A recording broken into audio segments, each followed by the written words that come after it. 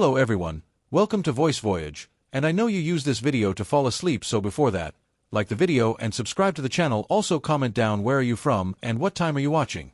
Now get comfortable and relax. Before we begin, this is a disclaimer that the audiobooks featured on this channel are of works that are in the public domain and are no longer under copyright protection. This means the content is free to be used, shared, and distributed. We strive to ensure all materials are properly verified as public domain works.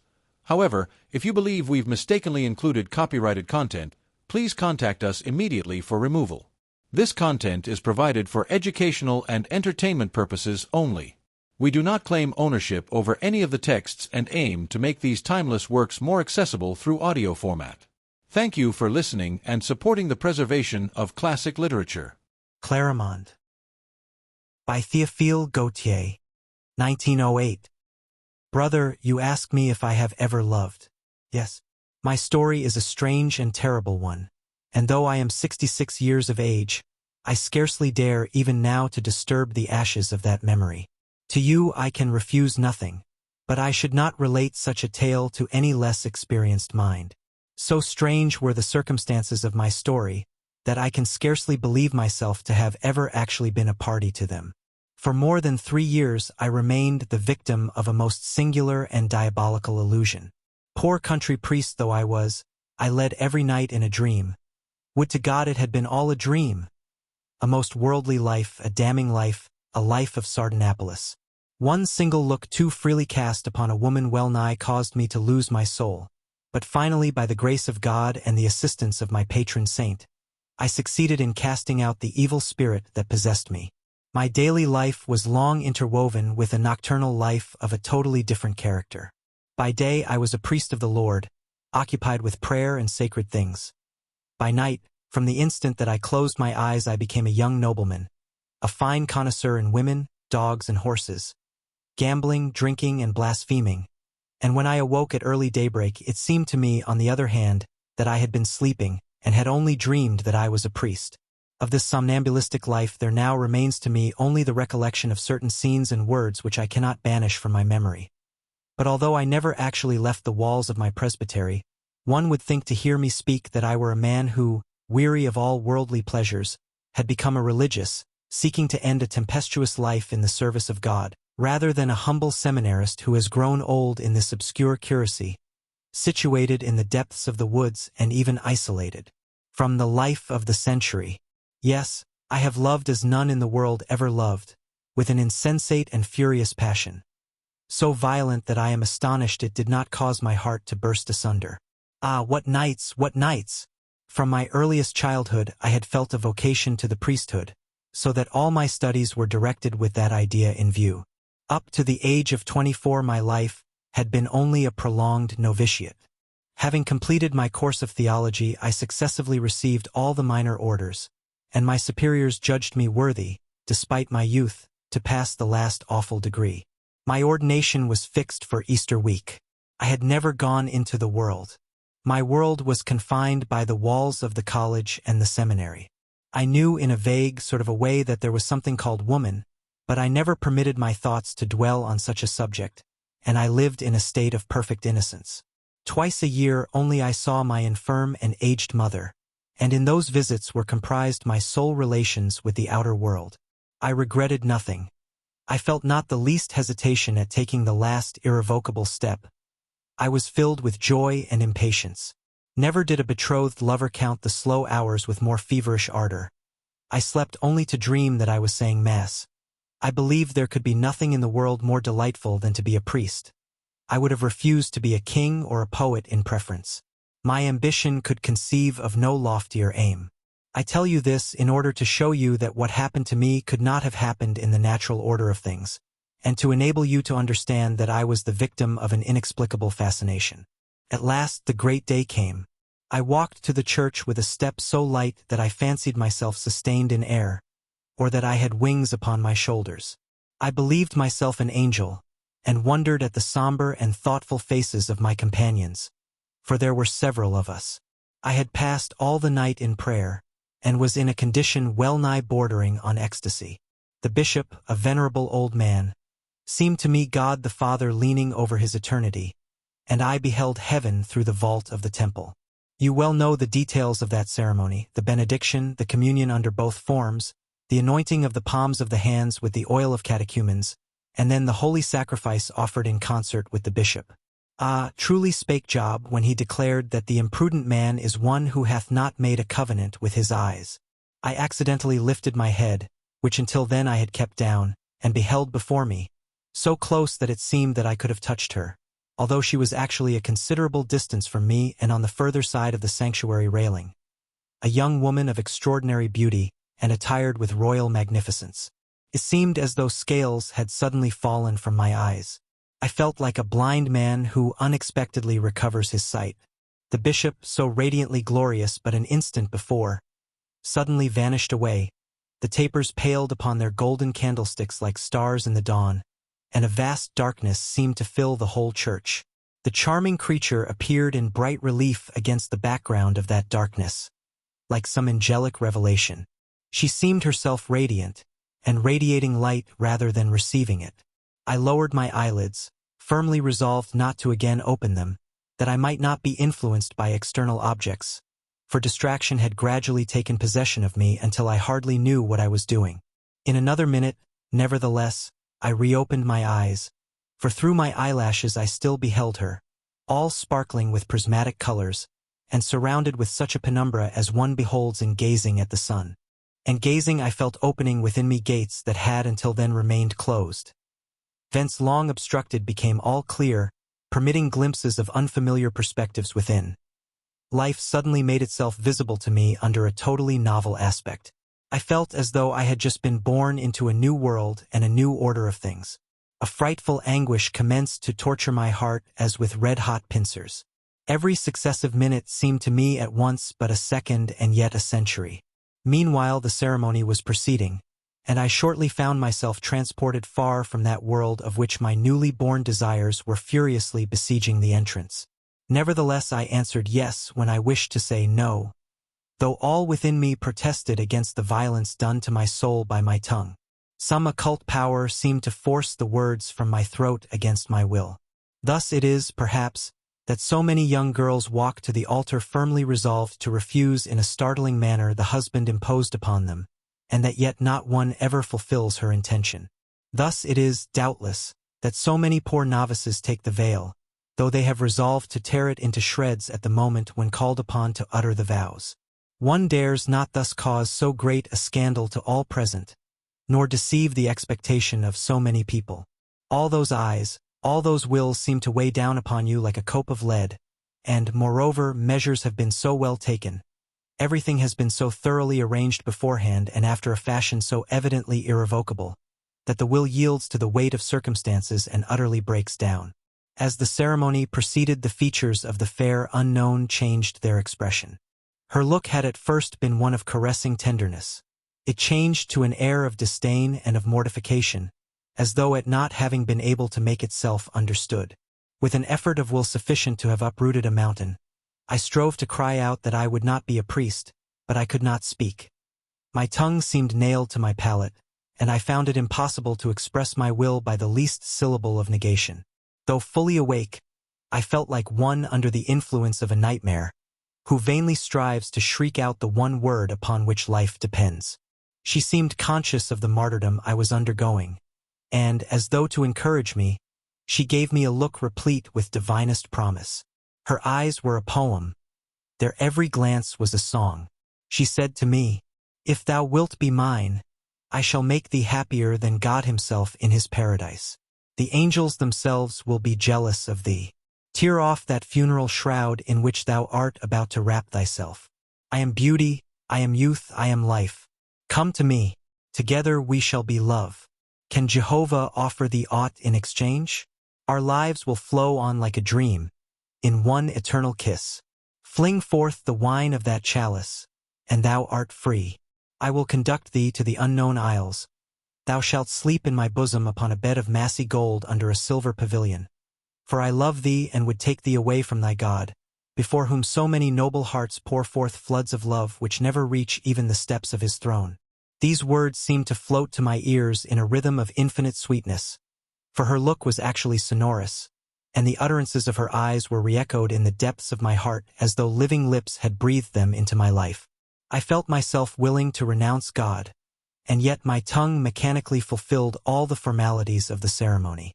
The fair one gave me another look, so beseeching, so despairing that keen blades seemed to pierce my heart, and I felt my bosom transfixed by more swords than those of Our Lady of Sorrows. All was consummated. I had become a priest. Never was deeper anguish painted on human face than upon hers.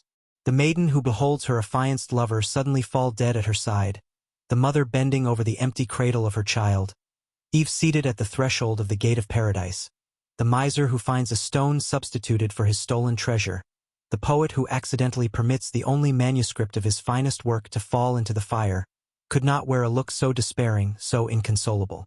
All the blood had abandoned her charming face, leaving it whiter than marble. Her beautiful arms hung lifelessly on either side of her body as though their muscles had suddenly relaxed, and she sought the support of a pillar, for her yielding limbs almost betrayed her.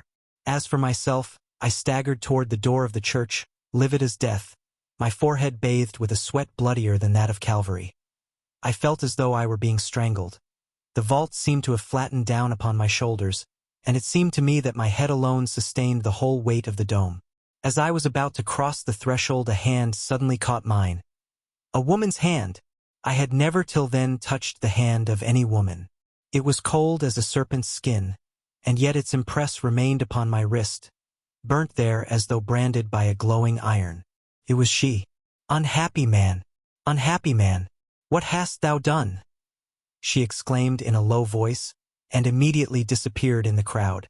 The aged bishop passed by. He cast a severe and scrutinizing look upon me. My face presented the wildest aspect imaginable. I blushed and turned pale alternately. Dazzling lights flashed before my eyes. Companion took pity on me. He seized my arm and led me out. I could not possibly have found my way back to the seminary unassisted. At the corner of a street, while the young priest's attention was momentarily turned in another direction, a Negro page, fantastically garbed, approached me, and without pausing on his way slipped into my hand a little pocketbook with gold-embroidered corners, at the same time giving me a sign to hide it. I concealed it in my sleeve, and there kept it until I found myself alone in my cell. Then I opened the clasp. There were only 2 leaves within, bearing the words, Clarimonde. At the Concini Palace. So little acquainted was I at that time with the things of this world that I had never heard of Clarimonde, celebrated as she was, and I had no idea as to where the Concini Palace was situated. I hazarded 1,000 conjectures, each more extravagant than the last. But, in truth, I cared little whether she were a great lady or a courtesan, so that I could but see her once more. My love, although the growth of a single hour, had taken imperishable root. I did not even dream of attempting to tear it up, so fully was I convinced such a thing would be impossible. That woman had completely taken possession of me. One look from her had sufficed to change my very nature. She had breathed her will into my life, and I no longer lived in myself, but in her and for her. I gave myself up to 1,000 extravagancies. I kissed the place upon my hand which she had touched, and I repeated her name over and over again for hours in succession. I only needed to close my eyes in order to see her distinctly as though she were actually present, and I reiterated to myself the words she had uttered in my ear at the church porch. Unhappy man! Unhappy man! What hast thou done? I comprehended at last the full horror of my situation, and the funereal and awful restraints of the state into which I had just entered became clearly revealed to me. To be a priest, that is, to be chaste, to never love, to observe no distinction of sex or age, to turn from the sight of all beauty, to put out one's own eyes, to hide forever crouching in the chill shadows of some church or cloister, to visit none but the dying, to watch by unknown corpses, and ever bear about with one the black soutane as a garb of mourning for oneself, so that your very dress might serve as a pall for your coffin. And I felt life rising within me like a subterranean lake, expanding and overflowing. My blood leaped fiercely through my arteries.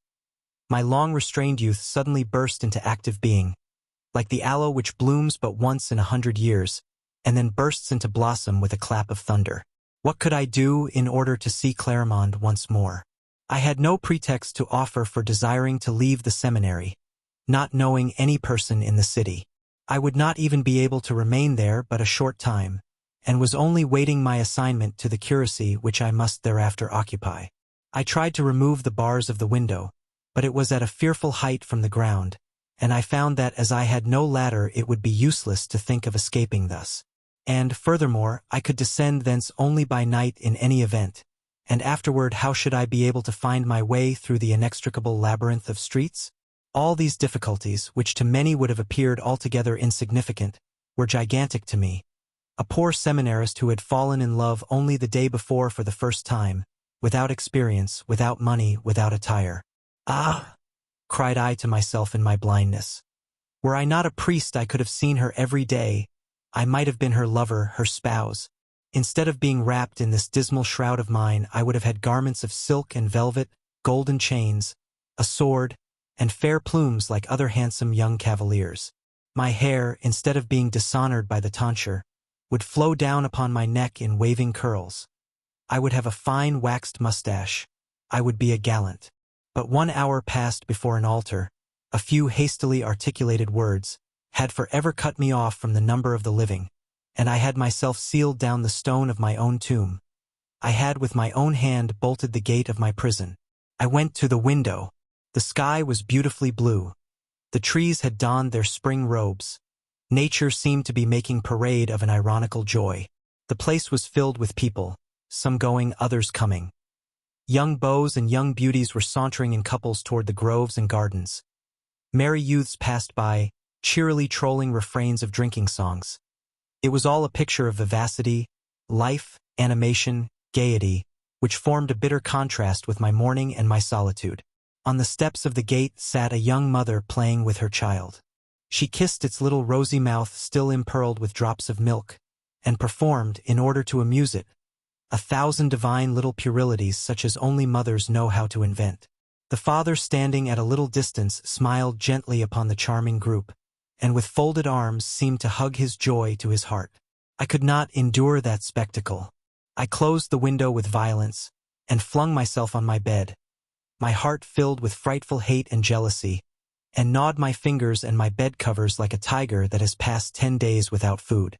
I know not how long I remained in this condition, but at last, while writhing on the bed in a fit of spasmodic fury, I suddenly perceived the Abbé Serapion, who was standing erect in the center of the room, watching me attentively. Filled with shame of myself, I let my head fall upon my breast and covered my face with my hands. "Romuald, my friend, something very extraordinary is transpiring within you," observed Serapion, after a few moments' silence. "Your conduct is altogether inexplicable. You, always so quiet, so pious, so gentle. You to rage in your cell like a wild beast. Take heed, brother. Do not listen to the suggestions of the devil, the evil spirit, furious that you have consecrated yourself forever to the Lord, is prowling around you like a ravening wolf and making a last effort to obtain possession of you. Instead of allowing yourself to be conquered, my dear Romuald, make to yourself a cuirass of prayers, a buckler of mortifications, and combat the enemy like a valiant man. You will then assuredly overcome him. Virtue must be proved by temptation, and gold comes forth purer from the hands of the assayer. Fear not. Never allow yourself to become discouraged. The most watchful and steadfast souls are at moments liable to such temptation. Pray, fast, meditate, and the evil spirit will depart from you." The words of the Abbé Serapion restored me to myself, and I became a little more calm. "I came," he continued, "to tell you that you have been appointed to the curacy of C. The priest who had charge of it has just died, and Monseigneur the Bishop has ordered me to have you installed there at once. Be ready, therefore, to start tomorrow." I responded with an inclination of the head, and the abbé retired. I opened my missal and commenced reading some prayers, but the letters became confused and blurred under my eyes. The thread of the ideas entangled itself hopelessly in my brain, and the volume at last fell from my hands without my being aware of it. To leave tomorrow without having been able to see her again, to add yet another barrier to the many already interposed between us, to lose forever all hope of being able to meet her, except, indeed, through a miracle. Even to write to her, alas, would be impossible, for by whom could I dispatch my letter? With my sacred character of priest, to whom could I dare unbosom myself? In whom could I confide? I became a prey to the bitterest anxiety. Then suddenly recurred to me the words of the Abbé Serapion regarding the artifices of the devil, and the strange character of the adventure, the supernatural beauty of Clarimonde, the phosphoric light of her eyes, the burning imprint of her hand, the agony into which she had thrown me, the sudden change wrought within me when all my piety vanished in a single instant. These and other things clearly testified to the work of the evil one, and perhaps that satiny hand was but the glove which concealed his claws. Filled with terror at these fancies, I again picked up the missal which had slipped from my knees and fallen upon the floor, and once more gave myself up to prayer. Next morning Serapion came to take me away. 2 mules freighted with our miserable valises awaited us at the gate. He mounted one and I the other as well as I knew how. As we passed along the streets of the city, I gazed attentively at all the windows and balconies in the hope of seeing Clarimonde. But it was yet early in the morning, and the city had hardly opened its eyes. Mine sought to penetrate the blinds and window curtains of all the palaces before which we were passing. Serapion doubtless attributed this curiosity to my admiration of the architecture, for he slackened the pace of his animal in order to give me time to look around me. At last we passed the city gates and commenced to mount the hill beyond. When we arrived at its summit, I turned to take a last look at the place where Clarimonde dwelt. The shadow of a great cloud hung over all the city. The contrasting colors of its blue and red roofs were lost in the uniform half-tint, through which here and there floated upward, like white flakes of foam, the smoke of freshly kindled fires. By a singular optical effect one edifice, which surpassed in height all the neighboring buildings that were still dimly veiled by the vapors, towered up, fair and lustrous with the gilding of a solitary beam of sunlight, although actually more than a league away it seemed quite near. The smallest details of its architecture were plainly distinguishable: the turrets, the platforms, the window casements, and even the swallow-tailed weather vanes.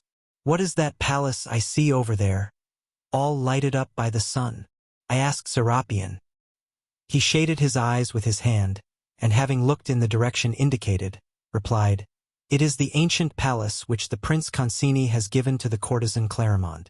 Awful things are done there." At that instant, I know not yet whether it was a reality or an illusion, I fancied I saw gliding along the terrace a shapely white figure, which gleamed for a moment in passing and as quickly vanished. It was Clarimonde. Oh, did she know that at that very hour, all feverish and restless, from the height of the rugged road which separated me from her, and which, alas, I could never more descend, I was directing my eyes upon the palace where she dwelt, and which a mocking beam of sunlight seemed to bring nigh to me, as though inviting me to enter therein as its lord? Undoubtedly she must have known it, for her soul was too sympathetically united with mine not to have felt its least emotional thrill, and that subtle sympathy it must have been which prompted her to climb, although clad only in her nightdress, to the summit of the terrace, amid the icy dews of the morning. The shadow gained the palace, and the scene became to the eye only a motionless ocean of roofs and gables, amid which one mountainous undulation was distinctly visible. Serapion urged his mule forward, my own at once followed at the same gait, and a sharp angle in the road at last hid the city of S. forever from my eyes, as I was destined never to return thither. At the close of a weary 3 days' journey through dismal country fields, we caught sight of the cock upon the steeple of the church which I was to take charge of, peeping above the trees, and after having followed some winding roads fringed with thatched cottages and little gardens, we found ourselves in front of the façade, which certainly possessed few features of magnificence. A porch ornamented with some moldings, and 2 or 3 pillars rudely hewn from sandstone. A tiled roof with counterforts of the same sandstone as the pillars, that was all. To the left lay the cemetery, overgrown with high weeds, and having a great iron cross rising up in its center. To the right stood the presbytery under the shadow of the church.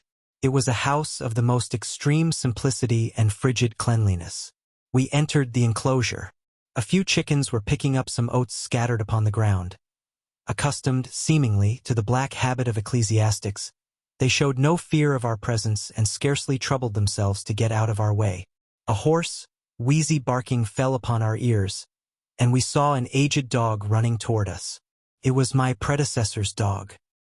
He had dull bleared eyes, grizzled hair, and every mark of the greatest age to which a dog can possibly attain. I patted him gently, and he proceeded at once to march along beside me with an air of satisfaction unspeakable. A very old woman, who had been the housekeeper of the former cure, also came to meet us, and after having invited me into a little back parlor, asked whether I intended to retain her. I replied that I would take care of her, and the dog and the chickens, and all the furniture her master had bequeathed her at his death. At this she became fairly transported with joy, and the Abbé Serapion at once paid her the price which she asked for her little property. As soon as my installation was over, the Abbé Serapion returned to the seminary. I was, therefore, left alone, with no one but myself to look to for aid or counsel. The thought of Clarimonde again began to haunt me, and in spite of all my endeavors to banish it, I always found it present in my meditations. One evening, while promenading in my little garden along the walks bordered with box plants, I fancied that I saw through the elm trees the figure of a woman, who followed my every movement, and that I beheld two sea-green eyes gleaming through the foliage. But it was only an illusion, and on going round to the other side of the garden, I could find nothing except a footprint on the sanded walk, a footprint so small that it seemed to have been made by the foot of a child. The garden was enclosed by very high walls. I searched every nook and corner of it, but could discover no one there. I have never succeeded in fully accounting for this circumstance, which, after all, was nothing compared with the strange things which happened to me afterward.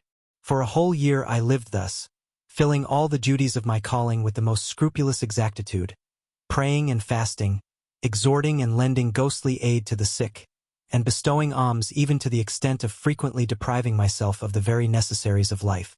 But I felt a great aridness within me, and the sources of grace seemed closed against me. I never found that happiness which should spring from the fulfillment of a holy mission. My thoughts were far away, and the words of Clarimonde were ever upon my lips like an involuntary refrain. Oh, brother, meditate well on this. Through having but once lifted my eyes to look upon a woman, through one fault apparently so venial, I have for years remained a victim to the most miserable agonies, and the happiness of my life has been destroyed forever. I will not longer dwell upon those defeats, or on those inward victories invariably followed by yet more terrible falls, but will at once proceed to the facts of my story. One night my doorbell was long and violently rung. The aged housekeeper arose and opened to the stranger, and the figure of a man, whose complexion was deeply bronzed, and who was richly clad in a foreign costume, with a poniard at his girdle, appeared under the rays of Barbara's lantern. Her first impulse was one of terror, but the stranger reassured her, and stated that he desired to see me at once on matters relating to my holy calling. Barbara invited him upstairs, where I was on the point of retiring. The stranger told me that his mistress, a very noble lady, was lying at the point of death, and desired to see a priest. I replied that I was prepared to follow him, took with me the sacred articles necessary for extreme unction, and descended in all haste. 2 horses black as the night itself stood without the gate, pawing the ground with impatience, and veiling their chests with long streams of smoky vapor exhaled from their nostrils. He held the stirrup and aided me to mount upon one. Then, merely laying his hand upon the pommel of the saddle, he vaulted on the other, pressed the animal's sides with his knees, and loosened rein. The horse bounded forward with the velocity of an arrow. Mine, of which the stranger held the bridle, also started off at a swift gallop, keeping up with his companion. We devoured the road. The ground flowed backward beneath us in a long streaked line of pale gray, and the black silhouettes of the trees seemed fleeing by us on either side like an army en route. We passed through a forest so profoundly gloomy that I felt my flesh creep in the chill darkness with superstitious fear. The showers of bright sparks which flew from the stony road under the iron-shod feet of our horses remained glowing in our wake like a fiery trail, and had anyone at that hour of the night beheld us both, my guide and myself, he must have taken us for 2 specters riding upon nightmares. Witch-fires ever and anon flitted across the road before us, and the night-birds shrieked fearsomely in the depth of the woods beyond, where we beheld at intervals glow the phosphorescent eyes of wild cats. The manes of the horses became more and more disheveled, the sweat streamed over their flanks, and their breath came through their nostrils hard and fast. But when he found them slacking pace, the guide reanimated them by uttering a strange, guttural, unearthly cry, and the gallop recommenced with fury. At last the whirlwind race ceased. A huge black mass pierced through with many bright points of light suddenly rose before us. The hoofs of our horses echoed louder upon a strong wooden drawbridge, and we rode under a great vaulted archway which darkly yawned between two enormous towers. Some great excitement evidently reigned in the castle. Servants with torches were crossing the courtyard in every direction, and above lights were ascending and descending from landing to landing. I obtained a confused glimpse of vast masses of architecture, columns, arcades, flights of steps, stairways, a royal voluptuousness and elfin magnificence of construction worthy of fairyland. A Negro page, the same who had before brought me the tablet from Clarimonde, and whom I instantly recognized, approached to aid me in dismounting, and the majordomo, attired in black velvet with a gold chain about his neck, advanced to meet me, supporting himself upon an ivory cane. Large tears were falling from his eyes and streaming over his cheeks and white beard. "Too late!" he cried, sorrowfully shaking his venerable head. "Too late, Sir Priest.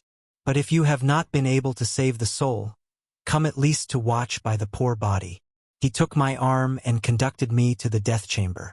I wept not less bitterly than he, for I had learned that the dead one was none other than that Clarimonde whom I had so deeply and so wildly loved. A prie-dieu stood at the foot of the bed.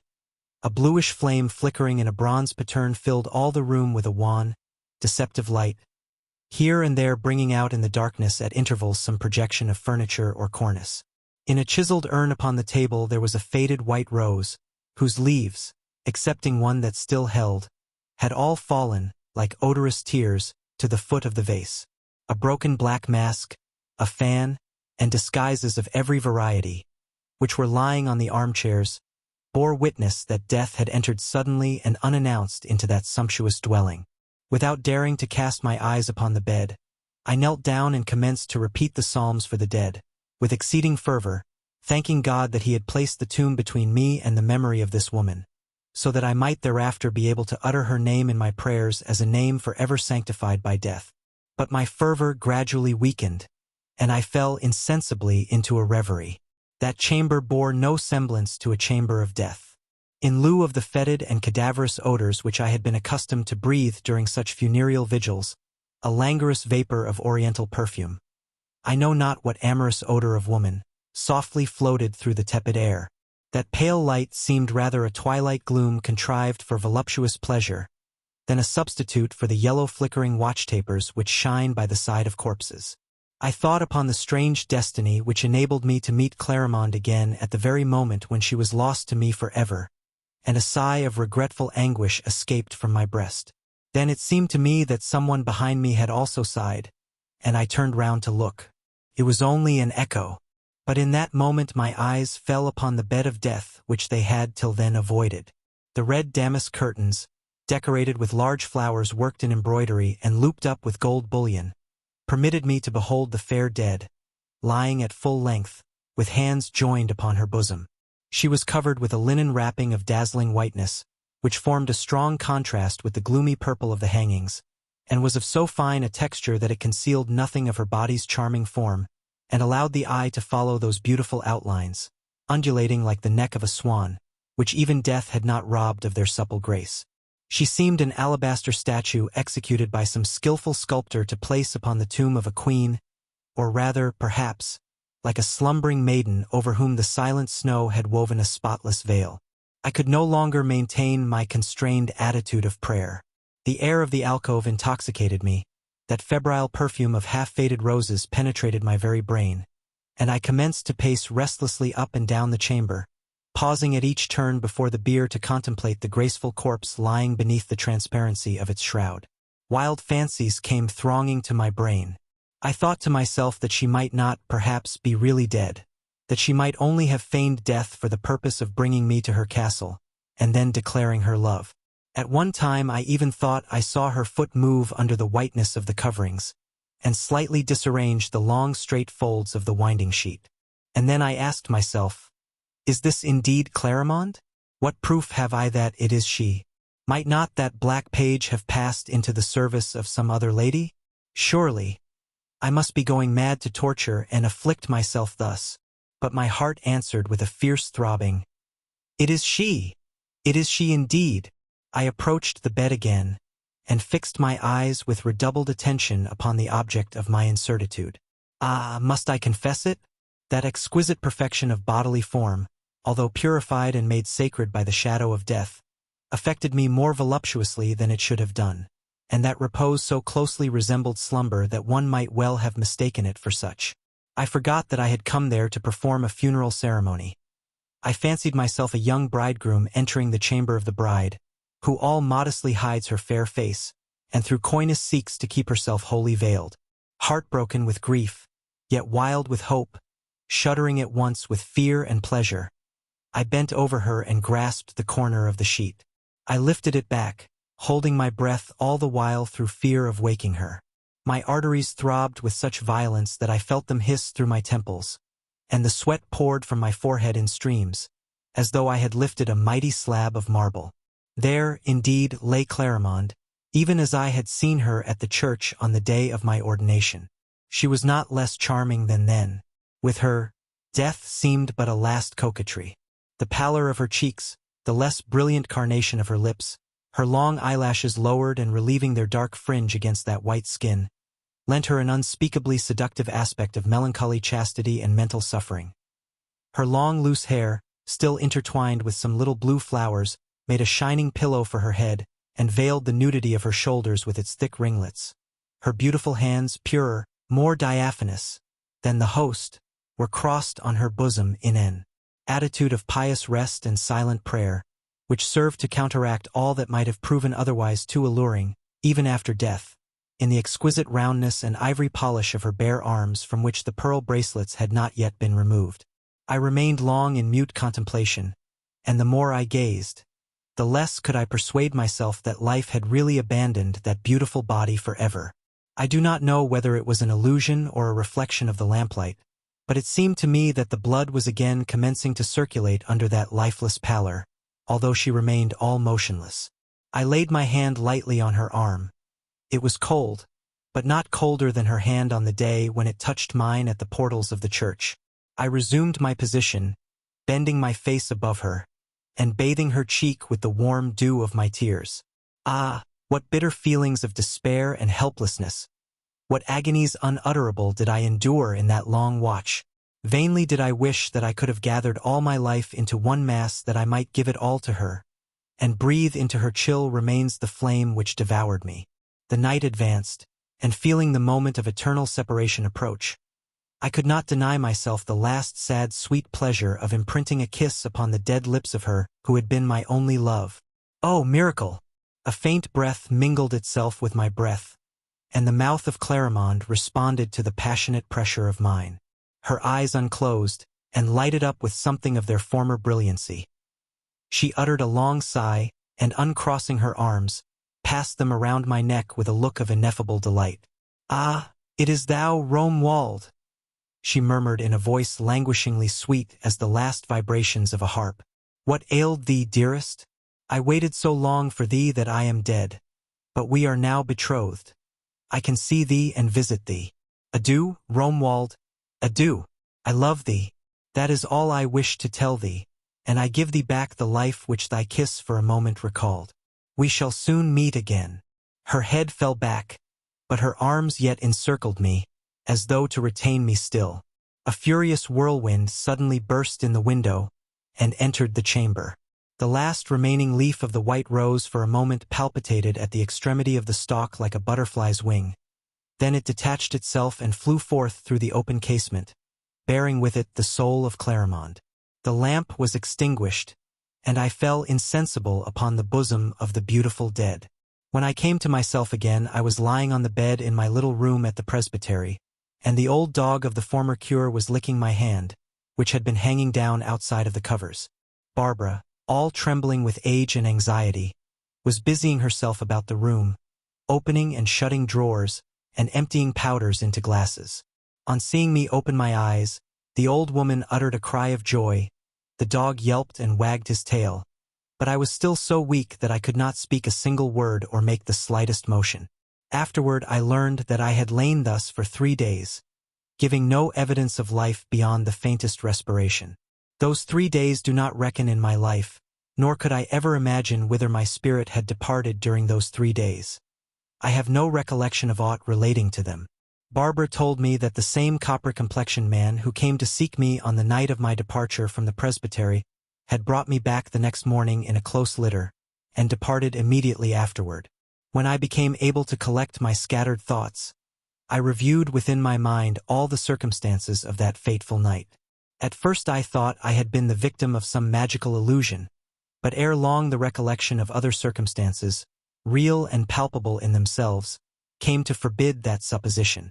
I could not believe that I had been dreaming, since Barbara as well as myself had seen the strange man with his 2 black horses, and described with exactness every detail of his figure and apparel. Nevertheless it appeared that none knew of any castle in the neighborhood answering to the description of that in which I had again found Clarimonde. One morning I found the Abbé Serapion in my room. Barbara had advised him that I was ill, and he had come with all speed to see me. Although this haste on his part testified to an affectionate interest in me, yet his visit did not cause me the pleasure which it should have done. The Abbé Serapion had something penetrating and inquisitorial in his gaze which made me feel very ill at ease. His presence filled me with embarrassment and a sense of guilt. At the first glance he divined my interior trouble, and I hated him for his clairvoyance. One morning I found the Abbé Serapion in my room. Barbara had advised him that I was ill, and he had come with all speed to see me. Although this haste on his part testified to an affectionate interest in me, yet his visit did not cause me the pleasure which it should have done. The Abbé Serapion had something penetrating and inquisitorial in his gaze which made me feel very ill at ease. His presence filled me with embarrassment and a sense of guilt. At the first glance he divined my interior trouble, and I hated him for his clairvoyance. I have kept thee long in waiting, dear Romuald, and it must have seemed to thee that I had forgotten thee. But I come from afar off, very far off, and from a land whence no other has ever yet returned. There is neither sun nor moon in that land whence I come. All is but space and shadow. There is neither road nor pathway, no earth for the foot, no air for the wing. And nevertheless behold me here, for love is stronger than death and must conquer him in the end. Oh, what sad faces and fearful things I have seen on my way hither! What difficulty my soul, returned to earth through the power of will alone, has had in finding its body and reinstating itself therein. What terrible efforts I had to make ere I could lift the ponderous slab with which they had covered me. See! The palms of my poor hands are all bruised.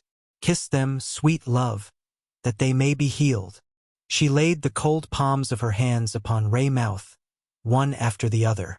I kissed them, indeed, many times, and she the while watched me with a smile of ineffable affection. I confess to my shame that I had entirely forgotten the advice of the Abbé Serapion and the sacred office wherewith I had been invested. I had fallen without resistance and at the first assault. I had not even made the least effort to repel the tempter. The fresh coolness of Clarimonde's skin penetrated my own, and I felt voluptuous tremors pass over my whole body. Poor child! In spite of all I saw afterward, I can hardly yet believe she was a demon. At least she had no appearance of being such, and never did Satan so skillfully conceal his claws and horns. She had drawn her feet up beneath her, and squatted down on the edge of the couch in an attitude full of negligent coquetry. From time to time she passed her little hand through my hair and twisted it into curls, as though trying how a new style of wearing it would become my face. I abandoned myself to her hands with the most guilty pleasure, while she accompanied her gentle play with the prettiest prattle. The most remarkable fact was that I felt no astonishment whatever at so extraordinary an adventure, and as in dreams one finds no difficulty in accepting the most fantastic events as simple facts, so all these circumstances seemed to me perfectly natural in themselves. I loved thee long ere I saw thee, dear Romuald, and sought thee everywhere. Thou wast my dream, and I first saw thee in the church at the fatal moment. I said at once, "It is he!" I gave thee a look into which I threw all the love I ever had, all the love I now have, all the love I shall ever have for thee, a look that would have damned a cardinal or brought a king to his knees at my feet in view of all his court. Thou remainedst unmoved, preferring thy God to me. Ah, how jealous I am of that God whom thou didst love and still lovest more than me. Woe is me, unhappy one that I am. I can never have thy heart all to myself, I whom thou didst recall to life with a kiss, dead Clarimonde, who for thy sake bursts asunder the gates of the tomb, and comes to consecrate to thee a life which she has resumed only to make thee happy. All her words were accompanied with the most impassioned caresses, which bewildered my sense and my reason to such an extent, that I did not fear to utter a frightful blasphemy for the sake of consoling her, and to declare that I loved her as much as God. Her eyes rekindled and shone like chrysoprases. In truth, in very truth, as much as God, she cried, flinging her beautiful arms around me. Since it is so, thou wilt come with me. Thou wilt follow me whithersoever I desire. Thou wilt cast away thy ugly black habit. Thou shalt be the proudest and most envied of cavaliers. Thou shalt be my lover, to be the acknowledged lover of Clarimonde, who has refused even a pope. That will be something to feel proud of. Ah, the fair, unspeakably happy existence, the beautiful golden life we shall live together. And when shall we depart, my fair sir? Tomorrow, tomorrow, I cried in my delirium. Tomorrow then, so let it be, she answered.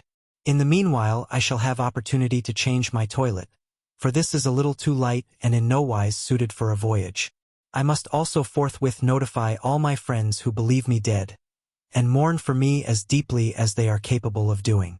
The money, the dresses, the carriages, all will be ready. I shall call for thee at this same hour. Adieu, dear heart. And she lightly touched my forehead with her lips. The lamp went out, the curtains closed again, and all became dark. A leaden, dreamless sleep fell on me and held me unconscious until the morning following. I awoke later than usual, and the recollection of this singular adventure troubled me during the whole day. I finally persuaded myself that it was a mere vapor of my heated imagination. Nevertheless, its sensations had been so vivid that it was difficult to persuade myself that they were not real, and it was not without some presentiment of what was going to happen that I got into bed at last, after having prayed God to drive far from me all thoughts of evil, and to protect the chastity of my slumber. I soon fell into a deep sleep, and my dream was continued. The curtains again parted, and I beheld Clarimonde, not as on the former occasion, pale in her pale winding sheet, with the violets of death upon her cheeks, but gay, sprightly, jaunty, in a superb traveling dress of green velvet, trimmed with gold lace, and looped up on either side to allow a glimpse of satin petticoat. Her blonde hair escaped in thick ringlets from beneath a broad black felt hat, decorated with white feathers whimsically twisted into various shapes. In one hand she held a little riding whip terminated by a golden whistle. She tapped me lightly with it, and exclaimed, "Well, my fine sleeper, is this the way you make your preparations? I thought I would find you up and dressed. Arise quickly, we have no time to lose." I leaped out of bed at once. "Come, dress yourself and let us go," she continued, pointing to a little package she had brought with her. "The horses are becoming impatient of delay and champing their bits at the door. We ought to have been by this time at least 10 leagues distant from here." I dressed myself hurriedly, and she handed me the articles of apparel herself one by one, bursting into laughter from time to time at my awkwardness, as she explained to me the use of a garment when I had made a mistake. She hurriedly arranged my hair, and this done, held up before me a little pocket mirror of Venetian crystal, rimmed with silver filigree work, and playfully asked, "How dost find thyself now? Wilt engage me for thy valet de chamber?" I was no longer the same person, and I could not even recognize myself. I resembled my former self no more than a finished statue resembles a block of stone. My old face seemed but a coarse daub of the one reflected in the mirror.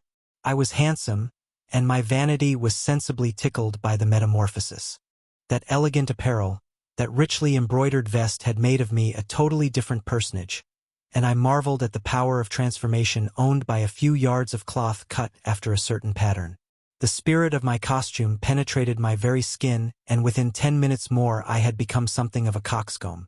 In order to feel more at ease in my new attire, I took several turns up and down the room. Clarimonde watched me with an air of maternal pleasure, and appeared well satisfied with her work. "Come, enough of this child's play. Let us start, Romuald, dear. We have far to go, and we may not get there in time." She took my hand and led me forth. All the doors opened before her at a touch, and we passed by the dog without awaking him. At the gate we found Margaritone waiting, the same swarthy groom who had once before been my escort. He held the bridles of 3 horses, all black like those which bore us to the castle. One for me, one for him, one for Clarimonde. Those horses must have been Spanish genets born of mares fecundated by a zephyr, for they were fleet as the wind itself, and the moon, which had just risen at our departure to light us on the way, rolled over the sky like a wheel detached from her own chariot. We beheld her on the right leaping from tree to tree, and putting herself out of breath in the effort to keep up with us. Soon we came upon a level plain where, hard by a clump of trees, a carriage with 4 vigorous horses awaited us. We entered it, and the postilions urged their animals into a mad gallop. I had one arm around Clarimonde's waist, and one of her hands clasped in mine. Her head leaned upon my shoulder, and I felt her bosom, half bare, lightly pressing against my arm. I had never known such intense happiness. In that hour I had forgotten everything, and I no more remembered having ever been a priest than I remembered what I had been doing in my mother's womb. So great was the fascination which the evil spirit exerted upon me. From that night my nature seemed in some sort to have become halved, and there were 2 men within me, neither of whom knew the other. At one moment I believed myself a priest who dreamed nightly that he was a gentleman, at another that I was a gentleman who dreamed he was a priest. I could no longer distinguish the dream from the reality, nor could I discover where the reality began or where ended the dream.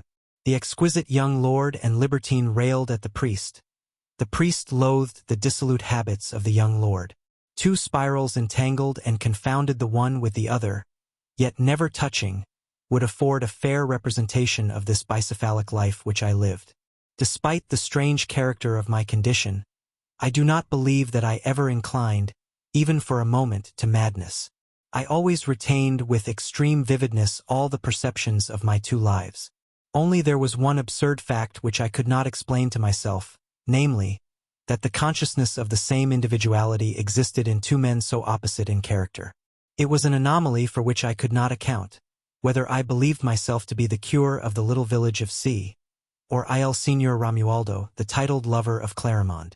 Be that as it may, I lived, at least I believe that I lived, in Venice. I have never been able to discover rightly how much of illusion and how much of reality there was in this fantastic adventure. We dwelt in a great palace on the Canalio, filled with frescoes and statues, and containing 2 Titians in the noblest style of the great master, which were hung in Clarimonde's chamber. It was a palace well worthy of a king. We had each our gondola, our barcarolli in family livery, our music hall, and our special poet. Clarimonde always lived upon a magnificent scale. There was something of Cleopatra in her nature. As for me, I had the retinue of a prince's son, and I was regarded with as much reverential respect as though I had been of the family of one of the 12 apostles or the 4 evangelists of the most serene republic. I would not have turned aside to allow even the Doge to pass, and I do not believe that since Satan fell from heaven, any creature was ever prouder or more insolent than I. I went to the Ridotto, and played with a luck which seemed absolutely infernal. I received the best of all society, the sons of ruined families, women of the theater, shrewd knaves, parasites, hectoring swashbucklers. But notwithstanding the dissipation of such a life, I always remained faithful to Clarimonde. I loved her wildly. She would have excited satiety itself, and chained inconstancy. To have Clarimonde was to have 20 mistresses. I to possess all women. So mobile, so varied of aspect, so fresh in new charms was she all in herself. A very chameleon of a woman, in sooth. She made you commit with her the infidelity you would have committed with another, by donning to perfection the character, the attraction, the style of beauty of the woman who appeared to please you. She returned my love 100-fold, and it was in vain that the young patricians and even the ancients of the Council of 10 made her the most magnificent proposals. A Foscari even went so far as to offer to espouse her. She rejected all his overtures. Of gold she had enough. She wished no longer for anything but love. a love youthful, pure, evoked by herself, and which should be a first and last passion. I would have been perfectly happy but for a cursed nightmare which recurred every night, and in which I believed myself to be a poor village cure, practicing mortification and penance for my excesses during the day. Reassured by my constant association with her, I never thought further of the strange manner in which I had become acquainted with Clarimonde. But the words of the Abbé Serapion concerning her recurred often to my memory, and never ceased to cause me uneasiness. For some time the health of Clarimonde had not been so good as usual. Her complexion grew paler day by day. The physicians who were summoned could not comprehend the nature of her malady, and knew not how to treat it. They all prescribed some insignificant remedies, and never called a second time. Her paleness, nevertheless, visibly increased, and she became colder and colder, until she seemed almost as white and dead as upon that memorable night in the unknown castle. I grieved with anguish unspeakable to behold her thus slowly perishing, and she, touched by my agony, smiled upon me sweetly and sadly with the fateful smile of those who feel that they must die. One morning I was seated at her bedside, and breakfasting from a little table placed close at hand, so that I might not be obliged to leave her for a single instant. In the act of cutting some fruit, I accidentally inflicted rather a deep gash on my finger. The blood immediately gushed forth in a little purple jet, and a few drops spurted upon Clarimonde. Her eyes flashed. Her face suddenly assumed an expression of savage and ferocious joy such as I had never before observed in her. She leaped out of her bed with animal agility, the agility, as it were, of an ape or a cat, and sprang upon my wound, which she commenced to suck with an air of unutterable pleasure. She swallowed the blood in little mouthfuls, slowly and carefully, like a connoisseur tasting a wine from Xeres or Syracuse. Gradually her eyelids half closed, and the pupils of her green eyes became oblong instead of round. From time to time she paused in order to kiss my hand. Then she would recommence to press her lips to the lips of the wound in order to coax forth a few more ruddy drops. When she found that the blood would no longer come, she arose with eyes liquid and brilliant, rosier than a May dawn. Her face full and fresh, her hand warm and moist, in fine, more beautiful than ever, and in the most perfect health. "I shall not die! I shall not die!" she cried, clinging to my neck, half mad with joy. "I can love thee yet for a long time. My life is thine, and all that is of me comes from thee. A few drops of thy rich and noble blood, more precious and more potent than all the elixirs of the earth, have given me back life." This scene long haunted my memory, and inspired me with strange doubts in regard to Clarimonde. And the same evening, when slumber had transported me to my presbytery, I beheld the Abbé Serapion, graver and more anxious of aspect than ever. He gazed attentively at me, and sorrowfully exclaimed, "Not content with losing your soul, you now desire also to lose your body. Wretched young man, into how terrible a plight have you fallen!" The tone in which he uttered these words powerfully affected me, but in spite of its vividness even that impression was soon dissipated, and 1,000 other cares erased it from my mind. At last one evening, while looking into a mirror whose traitorous position she had not taken into account, I saw Clarimonde in the act of emptying a powder into the cup of spiced wine which she had long been in the habit of preparing after our repasts. I took the cup, feigned to carry it to my lips, and then placed it on the nearest article of furniture as though intending to finish it at my leisure. Taking advantage of a moment when the fair one's back was turned, I threw the contents under the table, after which I retired to my chamber and went to bed, fully resolved not to sleep, but to watch and discover what should come of all this mystery. I did not have to wait long. Clarimonde entered in her nightdress, and having removed her apparel, crept into bed and lay down beside me. When she felt assured that I was asleep, she bared my arm, and drawing a gold pin from her hair, commenced to murmur in a low voice, "1 drop, only 1 drop, 1 ruby at the end of my needle. Since thou lovest me yet, I must not die. Ah, poor love, his beautiful blood, so brightly purple, I must drink it. Sleep, my only treasure. Sleep, my God, my child. I will do thee no harm. I will only take of thy life what I must to keep my own from being forever extinguished. But that I love thee so much, I could well resolve to have other lovers whose veins I could drain. but since I have known thee all other men have become hateful to me. Ah, the beautiful arm! How round it is! How white it is! How shall I ever dare to prick this pretty blue vein? And while thus murmuring to herself she wept, and I felt her tears raining on my arm as she clasped it with her hands. At last she took the resolve, slightly punctured me with her pin, and commenced to suck up the blood which oozed from the place. Although she swallowed only a few drops, the fear of weakening me soon seized her, and she carefully tied a little band around my arm, afterward rubbing the wound with an unguent which immediately cicatrized it. Further doubts were impossible. The Abbé Serapion was right. Notwithstanding this positive knowledge, however, I could not cease to love Clarimonde, and I would gladly of my own accord have given her all the blood she required to sustain her factitious life. Moreover, I felt but little fear of her. The woman seemed to plead with me for the vampire, and what I had already heard and seen sufficed to reassure me completely. In those days I had plenteous veins, which would not have been so easily exhausted as at present, and I would not have thought of bargaining for my blood, drop by drop. I would rather have opened myself the veins of my arm and said to her, "Drink, and may my love infiltrate itself throughout thy body together with my blood." I carefully avoided ever making the least reference to the narcotic drink she had prepared for me, or to the incident of the pin, and we lived in the most perfect harmony. Yet my priestly scruples commenced to torment me more than ever, and I was at a loss to imagine what new penance I could invent in order to mortify and subdue my flesh. Although these visions were involuntary, and though I did not actually participate in anything relating to them, I could not dare to touch the body of Christ with hands so impure and a mind defiled by such debauches, whether real or imaginary. In the effort to avoid falling under the influence of these wearisome hallucinations, I strove to prevent myself from being overcome by sleep. I held my eyelids open with my fingers, and stood for hours together leaning upright against the wall, fighting sleep with all my might. But the dust of drowsiness invariably gathered upon my eyes at last, and finding all resistance useless, I would have to let my arms fall in the extremity of despairing weariness, and the current of slumber would again bear me away to the perfidious shores. Serapion addressed me with the most vehement exhortations, severely reproaching me for my softness and want of fervor.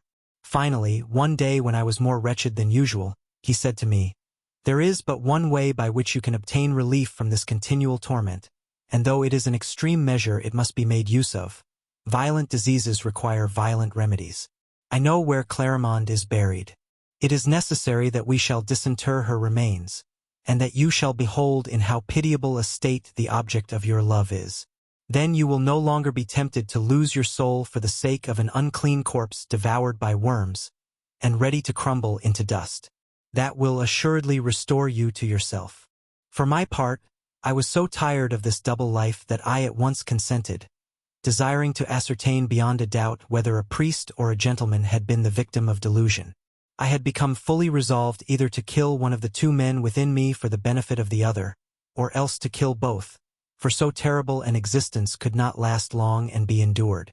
The Abbé Serapion provided himself with a mattock, a lever, and a lantern, and at midnight we wended our way to the cemetery of, the location and place of which were perfectly familiar to him. After having directed the rays of the dark lantern upon the inscriptions of several tombs, we came at last upon a great slab, half concealed by huge weeds and devoured by mosses and parasitic plants, whereupon we deciphered the opening lines of the epitaph. "Here lies Clarimonde, who was famed in her lifetime as the fairest of women. Asterisk. Asterisk ICI get Clarimonde. Que fut de son vivant. La plus belle du monde." The broken beauty of the lines is unavoidably lost in the translation. "It is here without a doubt," muttered Serapion, and placing his lantern on the ground, he forced the point of the lever under the edge of the stone and commenced to raise it.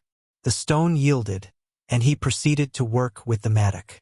Darker and more silent than the night itself, I stood by and watched him do it, while he, bending over his dismal toil, streamed with sweat, panted, and his hard-coming breath seemed to have the harsh tone of a death rattle. It was a weird scene, and had any persons from without beheld us, they would assuredly have taken us rather for profane wretches and shroud-stealers than for priests of God. There was something grim and fierce in Serapion's zeal which lent him the air of a demon rather than of an apostle or an angel, and his great aquiline face, with all its stern features, brought out in strong relief by the lantern light, had something fearsome in it which enhanced the unpleasant fancy.